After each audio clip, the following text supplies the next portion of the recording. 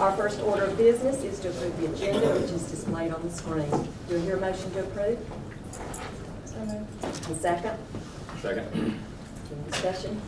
All in favor? Aye. Any opposed? Motion carries. The next order of business is to approve the minutes of the April 6th called meeting that have been distributed. Do I hear a motion to approve? So moved. And second? Second. All right, any discussion or corrections to those minutes? All in favor? Aye. Any opposed? Motion carries. I'll now turn the meeting over to Dr. Freeman for administrative reports. Thank you, Ms. Cronin. I had no idea a construction update would generate such a... So, Jay Marie is going to come forward, and we've got a lot of recognitions tonight. This is a fun part of the meeting. Got students and teachers tonight we're recognizing. Jay Marie? All right, thank you, Dr. Freeman. We are excited you guys are here. We're going to start with our first group of recognition, which is the Central Robotics team. So if you guys would come forward, I'll tell you a few things about this group and their sponsors, their teachers. So if you guys would come on up with them as well. So on April 7th, all three of Central's teams placed in the top 5, with one of those teams taking home the first place prize. And the mission of the robotics team is not only to prepare kids for the future of technology, but also to teach collaboration and leadership skills. And they are sponsored by a few teachers, and I don't think Mrs. Jaggard's here with us tonight, is she? But she's also a sponsor. And the culminating contest of the season in Tuscaloosa featured several obstacle courses that must be navigated over a 3-hour period by these robots that are programmed by each team. There were 3 obstacles that each team had to work on that were themed around the movie, The Incredibles.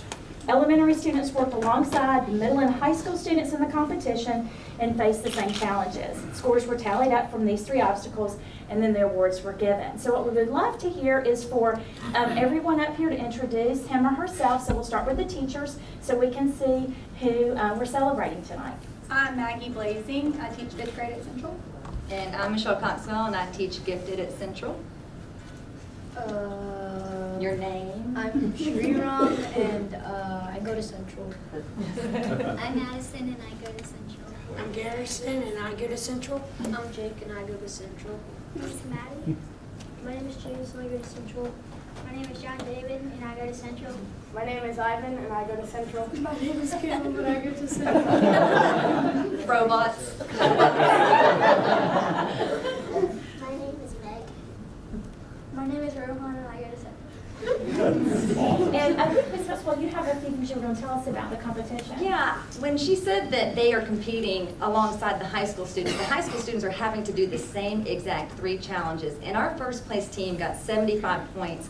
The high school team that placed first, does anybody remember how many? 150. 150? Are you sure? Yes. We got the second highest. Yeah, so we got the second highest score out of everybody there. There were over 60 teams, I would say, if you combine elementary school, middle school, and high school. And robotics is hard work. And let me tell you, we have to stay a week ahead of the students because because I had to teach myself. She had to teach herself robotics. That's something I never thought that I would be teaching. And I've even emailed with the director at University of Alabama who puts on this competition, asking him to give support sessions during the competition because we can't help them, we can't talk to them or anything. And I begged him for some support sessions to help us who have no clue what we're doing. And he just kind of now looks at my emails and says, what is she talking about? They've won first place 2 years in a row now. And their team has only been around for 2 years. So like we've really, Vestavia Hills has really stepped it up. And Ms. Jaggard's not here right now because they're at Worlds. The Pizitz Middle School robotics team is at the Worlds competition in Kentucky. But, so I know these guys have such big plans ahead of them, and I hope that they continue with robotics. And we have a lot of 4th graders. If you're in 4th grade, raise your hand. All right, so several 4th graders and a couple that couldn't be here tonight as well, but just so proud of them. They're so exacting and precise because that's what you have to be in robotics. It's not just guesswork, it's measurement, it's working together. It's teaching not just leadership skills, but how to take in someone else's idea and to let someone else touch the computer, because we have a lot of dominating personalities. They all want to be the boss and touch the computer, and during practice time at least, I make them switch the computer. But I'm just really, really proud of you guys, and we're going to have fun with our party tonight.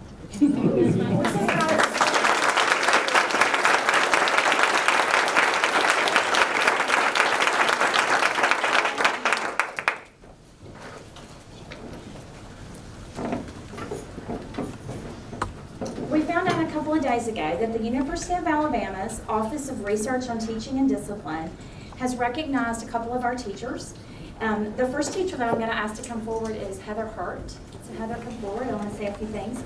Heather actually received an award, the Excellence in Teaching Award for cross-disciplinary activities. And specifically, Heather won an award for, I'm going to make sure I got this right, so you correct me if I'm wrong, Heather.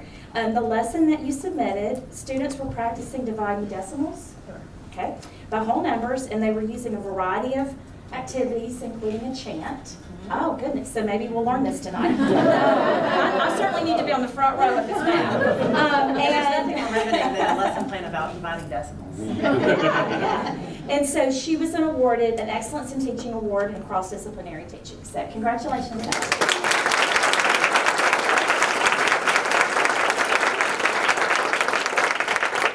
The next three teachers received an award of recognition from the same Office of Research and Teaching in the discipline. So I'm going to ask each person to come forward. Kelly Bagley, she is a Vestavia Hills Elementary Central Special Education teacher. So please come forward. I don't think Haley Franson is not here with us tonight. She's on a field trip, but she is a 6th grade math teacher at Liberty Park Middle School. And Jessica Sutherland, I saw Jessica come in. She is a science teacher at Vestavia Hills High School. And we were very excited. We submitted the names and lesson plans for several of our teachers. Brooke and Jennifer did that on behalf of the district, and we are just thrilled that we've had so many of our teachers recognized, and we just celebrate and thank you for the work that you do for our students. So thank you.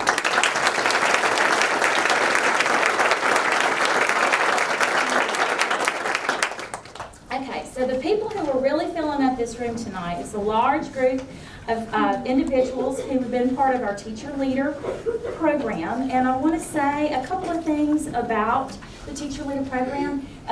Board members, you might remember about 1.5 years ago, we presented our teacher leader program we were very excited about. We didn't know exactly how great it was going to be. We had great hopes, we had great plans, but I will remind you of a few things. The teacher leader program was a 16-month program that provided teachers an opportunity to have an overview of our schools. It provided them with tools to collaborate and to grow in their professional and personal strength. And it became a platform for us to develop some school-specific improvement projects tied to our strategic plan. So last week we had the final group meeting of our teacher leaders, and we heard Dr. Freeman was able to be there to hear these wonderful projects that our teacher leaders had designed to sort of solve issues and problems that they identified. And they were so creative and so wonderful, and they really did these great projects with $0, and they didn't have us building new buildings and hiring a lot of people. They found ways to solve the problem right where they were. And one of the tenets of our teacher leader program is to lead where you are. Some of the people in the group might have aspirations to be a school administrator, most don't. Most really came to this opportunity because of the three things that we believed. So I'm going to tell you what we said we believed. We believe that we can cultivate educational leaders within our schools, and we use the National Teacher Leader Model Standards for educators to equip leaders where they are in their classrooms, learning community, school, and district. So we took that challenge, which is sometimes very difficult. We're one of the few districts in our state who has a teacher leader program. And our goals were these three: to empower teachers as leaders in their classrooms and schools, to connect teacher leaders in collaborative communities, and to invest in professional growth to promote student achievement. So all of this always goes back. When you have a strong teacher who feels confident in his or her classroom, that translates into student achievement, and all the research will show you that. So we started in January of 2017, and tonight is the graduation. I do not have pomp and circumstance to relay for us, but we are so excited and honored that they gave up some time tonight to be with us. Some of them have their families here. We've actually asked Timory Fisk to just say a few words about her experience as a teacher leader program cohort member, and then we will call each person up and recognize you for what you've done. We also had a design team of teacher leaders, and that was Kathy Rogers and Brad Wagasback and Erica Ponder. I think I saw her in the room earlier. They helped us with this because we wanted it to be designed by teachers for teachers. And they were part of that grassroots opportunity that we have been able to give. So we will start another cohort in the fall, or that's our plan anyway. And we will look back on the experiences that we've had and learn from those. So Tamara, if you would just say a few words, we would appreciate hearing from you. I think kind of starting point would be that you know it's a great program and you know we live in a great district. When kind of people ask, well, how was it? Should I try put in an application next year? And your first answer is yes, most definitely. And their next comment is, yes, but I might miss some of my classroom time, and I hate being out of my classroom. Is it worth it? And again, I most certainly said yes. I know all of us really felt that the time spent was well organized and taught us really specifics, but it gave us things that we can not only use in the future, but we could take straight back into our classroom and use the very next day. So it was a very re-energizing moment, but it had short-term as well as kind of long-term kind of planning, which I don't think happens in very much professional development. I mean, it was by far one of the best that I think we've all been a part of. We also got to be a big part of a group of people who I like to kind of refer to it as fire starters. Sometimes in your classes or in your schools, you're with a lot of people, and if you're kind of one of those people who sees wants to start a fire, wants to do something new, and maybe is always dreaming but doesn't always have the fuel or the opportunity or is given the, permission to start a fire, that you can kind of feel like you're fizzling out and, water gets dumped on you periodically and whatnot. But being in a room of fire starters, I truly believe if you put all of us in one place, we would start a fire in your city. And it Not a literal. not a literal, no. But one that will, ignite the kids and get the kids equally as passionate as us. And just listening to all the presentations, I learned so much about each school, and I was able to kind of connect with them and what they're doing. But you also know your contact people, so that if I want to do something with the middle schools, I know my contact people who can put me in contact with more people. As well as who is willing to kind of grab onto an idea and help you run with it, which doesn't always happen. They all did projects because they wanted to do it. We didn't necessarily, it was required, but you could do something small, but no one did anything small. No one did anything easy. They all wanted to change something somewhere.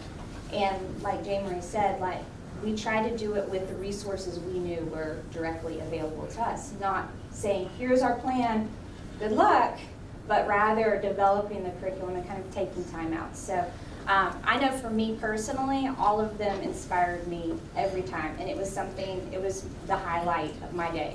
If they would just let us keep going, I would be so very happy. But I'm excited to see other people get in there and catch the passion, and then once I know who they are, who also has kind of been given permission to dream and to break outside of the box. So thank you, Cameron. I appreciate it.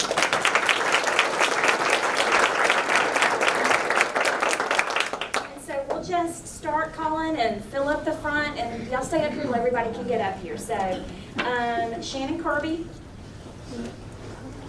Tracy Barker, are they in the way back?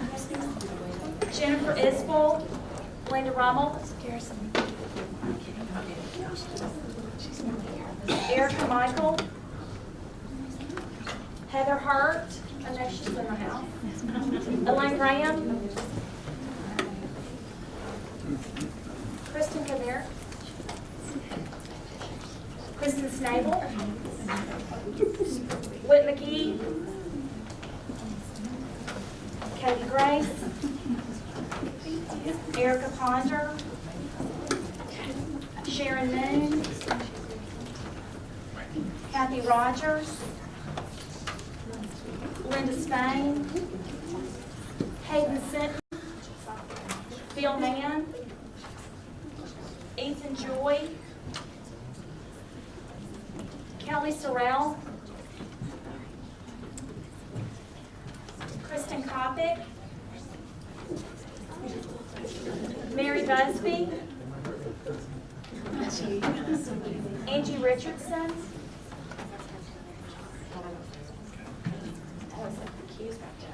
Susan Zanna, Sarah Means, Timory Fisk, Marla Hines, Shelley Munger, Amanda Jordan, Denise Brundage, Brad Wagestack,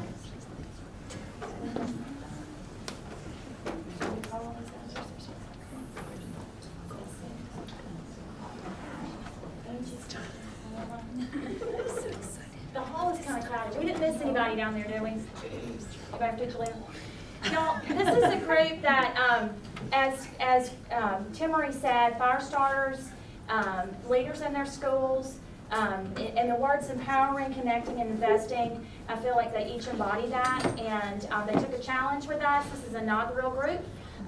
We built the bridge while we were walking on it to a certain degree, and we are just so proud of the work that they did, the hours that they invested outside of their classroom, as well as just their commitment to just watching this thing grow in front of us, and we look forward to their contributions as we design the next group's experience in the fall. So thank you and congratulations.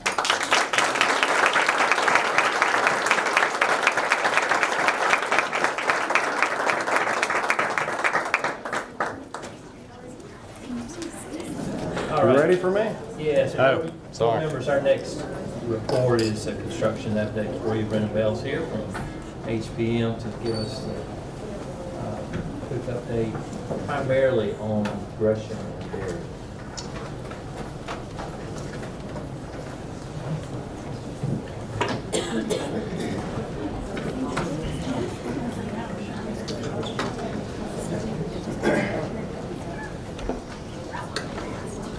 So as Dr. Freeman said, we have a lot of construction projects going on, so I'll focus this update on what's going on at Berry and Gresham, them being the two remaining projects that are left to bid that are most critical at this point for that fall 2019 transition we're trying to accomplish and make. We have 6 ongoing construction projects right now across Vestavia's campus. So what you have in your packet is a full update across the program that I usually do for every program, every project. And just a reminder to everybody that we do put that full update online on Vestavia's facility website. So if you want to get an update on any of those projects at any point, you can go in there and look at that. To start out, just an update on the projects that are going on at Berry. If you'll recall, we did an early site and demolition package at Berry. That project's ongoing, tracking for an end of May finish to proceed the building package that will follow. So they're working on finalizing sanitary sewer storm piping. They've gotten the building G, old metal building in the back of the campus down. And then the next steps are just mass grading. So right now, on track, like we should be on that for that project to finish before the building package. Just a few pictures of just dirt, if you care. Here they are. This bottom left corner picture, you can see just, if you look out, that's what you see now. The old tennis courts are gone, the old softball field's gone. It's completely graded. Bottom right picture is where that old metal building and gym sat. That building is now down, and where that new addition will sit for this building. Just to give you an update, not a lot to show on this package, but we had that asbestos abatement package to demo all that material out of that building before the building package got started. That project is complete. The building's been completely abated. That's taking care of some of our demolition to proceeding that building package. So that project is complete. Just to give you an update, don't have any pictures of the interiors. It just got complete, but just giving you an update on that. On the building package on Berry, we have been working over the last few months to finalize that design. I just wanted to go over where we were on that project. Budget-wise, we're still trying to finalize and tweak that final budget based on our estimates. We're still finalizing in that design, but feel confident that we can meet those budgets and funds available for what we have to get this project built. Just finalizing that now. So what we've done as part of that process and value engineering and getting the best bang for our buck in the design and getting you what you want is we've actually separated out another package. So now we will have a interior demolition renovation of the existing building. We'll have a band and choir addition that will get built where that old metal building set. And then this package will also include all the exterior scope of work, new paving, new parking, new drives, all of that. So that will be the first package that bids. We're going to issue. Brennan, the Yes. car and van facilities, that's basically an exact replica of what they have at Gazette. Yes, exactly. We took that model and just duplicated it. Is everyone real happy They with were that? So just very happy with that. reproduce So it. that's the model we used, and it's just a complete transplant of that program. So for that phase, that package, what we're targeting right now is we're issuing drawings on Monday. We're bidding that package May 31st. Hoping of early June board approval and award of that contract. And then we'll start construction on that phase in early July. And that'll be a tiered phase deliverable. So the entire renovation portion of the project will be delivered in 11 months. And so it'll be an early June completion. And then band and choir will be a 12-month project. It'll be complete in early July. And so you'll have the renovation portion of your existing building early to move in earlier than you can start outfitting and furnishing that area, and then band and choir will be right behind that. The second phase that we're working and finalizing design and we've made some tweaks on is a gym addition and a multi-use area. We're going to bid that as a separate project, but we needed to, while that was being tweaked and finalized on the design, we needed to go ahead and bid this first phase to get it out and bid, awarded, and get this thing started. And so that'll be a second phase. It'll be right behind as far as the design and bid and award schedule. We'll bid that project on June 28th, and then board approval hopefully early July. And then that project will start in early August 2018. So that project is a 12-month project like the band and choir addition. It'll follow right behind band and choir completion. They're going to be built right next to each other. For an early August deliverably, hopefully. And so we're hoping, and our goal is to get that thing bid, awarded, and constructed before school starts so that the entire construction process on that campus is complete. I understand we want to unbundle those two for timing and stuff like that. Do we lose any economies of scale from unbundling that we might have gotten from a single bid across those? Potentially in packaging it together, but the thing you also gain is this bid package being bid as it is. So this phase one will attract contractors of a larger scale, be more equipped, more outfitted with larger crews that do larger scale construction projects. The second phase will attract contractors that are kind of in a lower tier of bid pool. And so they generally have lower overhead costs. They have lower, construction costs and they use different subcontractors. And so it might actually end up equaling out or being better by doing it this way anyways. So that's where we're at in the schedule for Berry right there. We feel confident that we're going to have this thing done in time for that summer 2019 move-in and for y'all to occupy summer of 2019 and start fall of 2019 as we plan. The next project's Gresham. I think Mr. Boone was going to give us an update on the status of Gresham before sharing this plan. You ready for that? Ready. Our board contracted with the Jefferson County Board by a written sales contract dated December the 21st of 2017, where we agreed to purchase and the county agreed to sell Gresham to us. The contract was subject to a contingency of federal court approval. That approval has been received.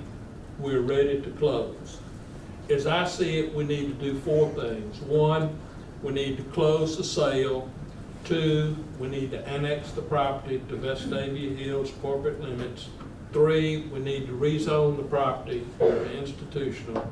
And 4, we need to decide whether or not we need a formal agreement for the county to use the school for next year. And I want to address each one of those separately. Insofar as the closing is concerned, this will be a very routine closing. I'm preparing the documents. It will be a very simple thing for us to give the county a check and they give us a deed. When is that going to happen? It could happen as soon as Craig Pouncey and Todd Freeman can get together and decide when it's going to be done. Number 2, the city council has made the annexation question real simple by adopting a resolution on Monday night that if the sale is closed, the city council intends to annex the property. Timeline, how does that happen? If the city council enacts an ordinance to annex Gresham campus, 27 acres, the ordinance is posted the next day, and the ordinance takes effect 5 days after the first date of posting, so it's quick. 3rd, rezoning, that's another routine issue. The city has an ordinance that says that if the city annexes property from Jefferson County, the owner will seek a Vestavia Hills zoning classification, which will be institutional for schools and government buildings. The last issue is whether or not we need a formal agreement with the county board on its use for the next year. I recommend to our board that we don't need that. Why do I say that? I say it because our contract already addresses it in very general terms. The contract, as written, says that if the sale is closed, the county board can use Gresham and its campus for next school year at no charge to operate the school.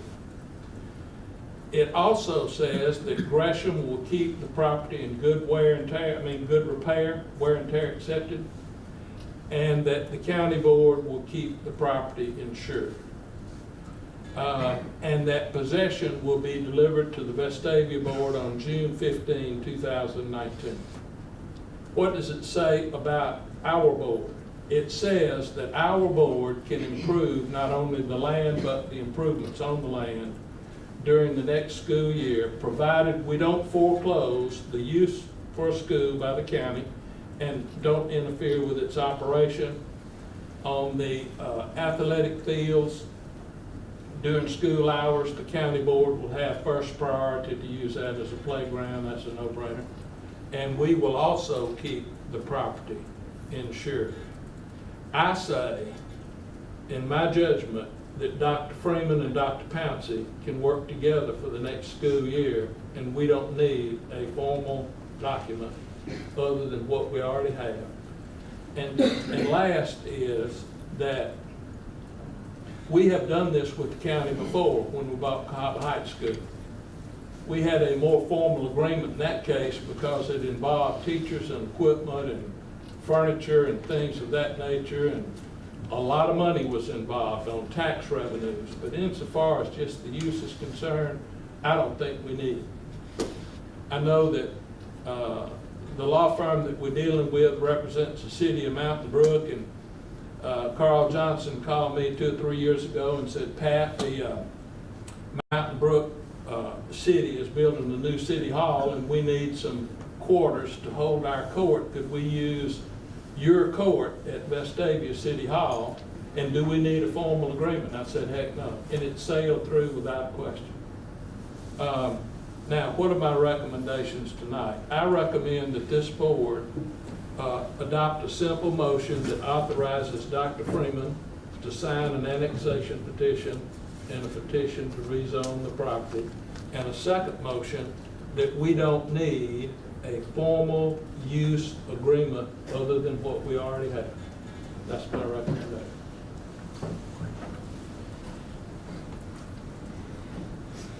Plus, the terms we need are already laid out in the contract, so we don't need any. I don't think we need anything.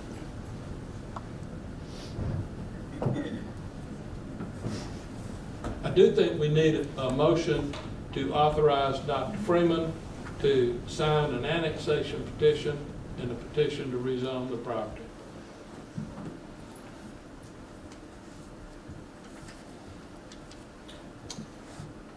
You wanna go ahead and do it right now? All right, you have heard Mr. Ben's recommendation about authorizing Dr. Freeman to sign the agreements related to annexation and rezoning. Do I hear a motion? So moved. And second? Second. Any discussion or questions about that? All right, all in favor? Aye. Any opposed? Motion carries. He does. I think the next motion ought to be that we don't need any additional formal agreement for use. All right, you have heard Mr. Ben's recommendation that the board approve a motion stating that we do not need a formal use agreement with the county. Do I hear a motion to approve? Second? Second. Any And last, discussion? does anybody have a question of me regarding what I just? Discussion or questions from Mr. Ben about these agreements? And real quick, Ms. Brew, what was, just for clarification for me, what's the difference in the annexation of this property versus the Berry property where we had to kind of do that little multiple annexation deal? Vestavia Hills City uses the quick method of annexation and the long method of annexation. We will do both in this case.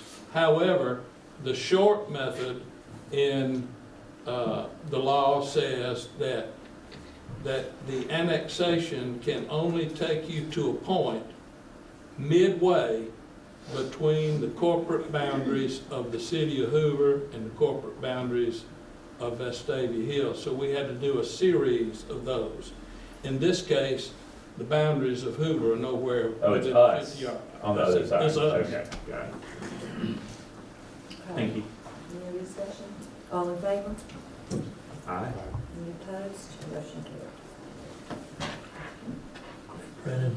Okay, so originally we were waiting on the judge's ruling and just the sale to be in agreement to be authorized. So with that now in place, our schedule is, drawings are already out on the streets for bid. We plan to bid the classroom edition for this campus on May 15th. Hope to have board approval end of May at a next board meeting, and then a notice to proceed for that contract in early July 2018. And so this is a 12-month project for this classroom edition. In size and structure, it's very similar to the size of Liberty Park's classroom edition. And this will be on track and scheduled to complete early July 2019. And so Berry and Gresham in whole are the last kind of remaining pieces and projects to be completed for that summer 2019 transition for the school and potential movement of school to take place. So I feel good and confident that we're on track to do that. Is this including an exterior refresh of the current building, or is this just the new construction? This is just the new construction classroom addition that's being bid on May 15th. We do have a budgeted amount for a facade upgrade improvements, but it will not be a part of this bid. It's bid in May. Got it. Likely to be a summer project, 2019. All right, once they clear out, we Yeah. can tackle that. And that should be a quick project, right? Yeah, like Dr. Freeman said, it should be a summer project, but it was tough to sequence that and plan that with them Yeah. occupying that school and also y'all trying to move into that school. Gotcha. So that's the kind of update on Berry and Gresham. I think Dr. Freeman's going to talk about where we're at with cooperative strategies and the boundary planning process. With the acquisition of Gresham, of course, this board has been moving forward for some time with this plan of rezoning. And once now that we have clearance from the district court, we can move ahead with that. So I wanted to tentatively lay out to you what our plan would be, is that we would bring to you in a work session on the 31st of May 3 different zoning options that Cooperative Strategies has developed. And they did that in consultation with a community group. Some of you were a part of that.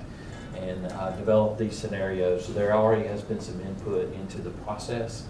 But we'll start that evening for you to see those. From June 1st to the 27th, we will open a public survey where anyone can see the 3 different options and weigh in on those, give feedback and input into that process. During that time, on June 12th and 13th, we will have an evening and morning meeting respectively. That if you would like to see it in person, if the community members want to see it and hear the options presented, Cooperative Strategies will be facilitating that session, those sessions as well. And then on or about July 10, we can firm that up with this board in total, but I believe that week works for all of you. As we would be bringing to you, I would be bringing to you a final recommendation. Cooperative Strategies will join us again to review those options, feedback, analysis from the surveys and forums, and then make that recommendation to you. And I would anticipate the second Berry project would be the same meeting, that we would do both of those. So that's just briefly what's going to happen with the process. This is one of those things that we had basically defined a couple of months ago. We were just waiting for the go-ahead to do it. We just needed the dates to do it. And I believe this timeline suits us better than to move through May with the process, because May is a very busy month. There are a lot of things on people's mind that may not be zoning, so we wanted to give it the importance that it deserves in time for the community to give input. And even though vacations are taking place, the fact that the survey is available, that the zone options will be available online, I think is very helpful. You can view those anywhere. So. I don't know that many people are really interested in this. But I think this is a good idea too, is that, there is such a question as to where is this house going to be, is this house going to be, and stuff. I think doing it in the summer is a good plan to go and get that ball rolling. Yes, sir. And once you give approval to the zone lines, we will start the process then of developing logistical planning for the reconfiguration, staffing, the movement of all of the components that have to take place. So we've got a lot of work to do during the school year. And parents readily would like to know this before they know we've got the rest of that figured out. So, all right. Thank you. I appreciate that. Thanks, Brent. All right. Greg, financial statement.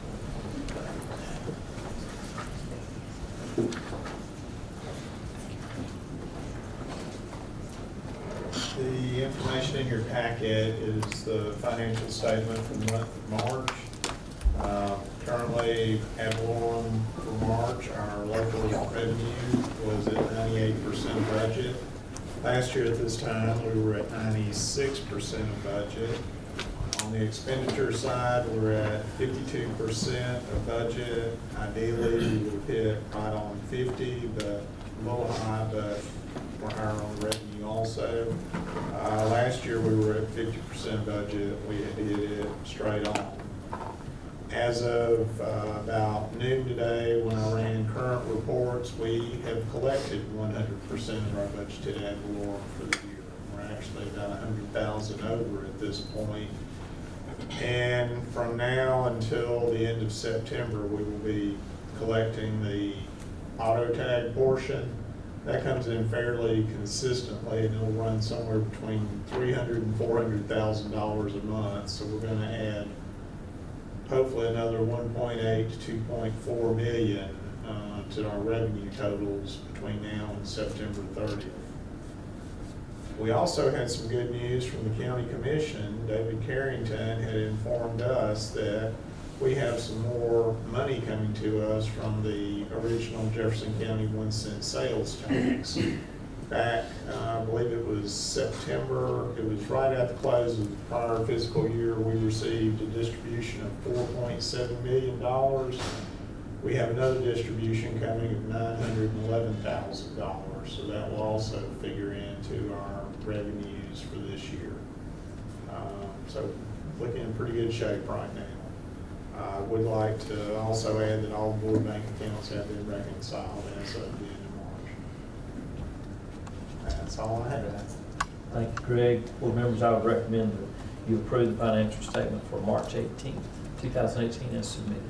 You've heard the superintendent's recommendation that the board approve the financial statements for March 2018. Do I hear a motion? So, A second? Second. Is there any discussion or questions for Mr. Mayor? All in favor? Aye. Any opposed? Motion carries. Item 6, I would recommend that the board approve the consent items as presented. You've heard the superintendent's recommendation that the board approve the out-of-state trips as submitted. Do I hear a motion to approve? So moved. Second? Any discussion or questions? All in favor? Any opposed? Motion carries. Item 7, under business, I would recommend the board approve the proposal from J.A. Dawson and Company in the amount of $148,787.88 for the purchase and installation of playground equipment for Vestavia Hills Elementary, Cava Heights, as submitted. You've heard the superintendent's recommendation that the board approve the proposal from J.A. Dawson as submitted. Do I hear a motion? So moved. And second? Second. Any questions, discussion on the playground? All in favor? Aye. Any opposed? Motion Never carries. go against playground equipment. Item B, I would recommend the board approve the fee proposal for Gazette's 8th grade digital photography as submitted. You've heard the recommendation from the superintendent that the board approve the proposal for the digital photography as submitted. Do I hear a motion to approve? So moved. A second?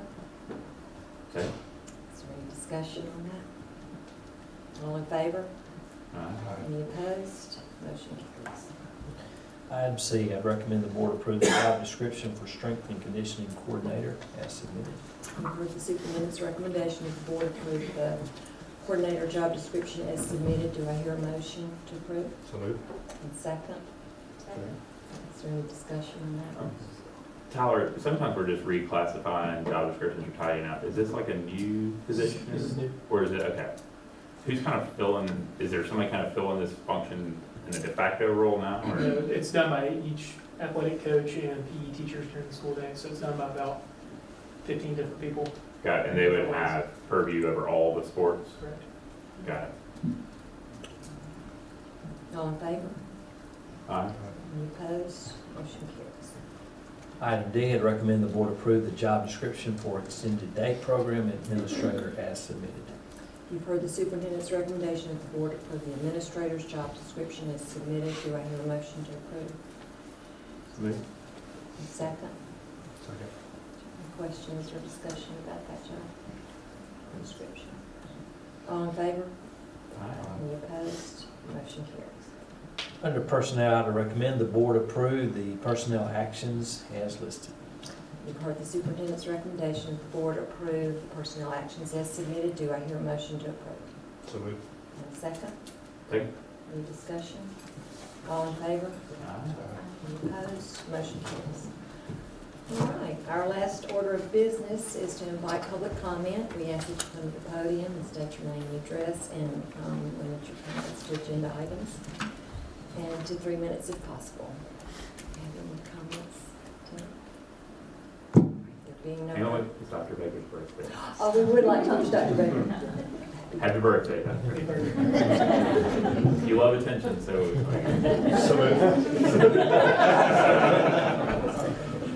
All right, there being no further business to come before this board, we stand adjourned.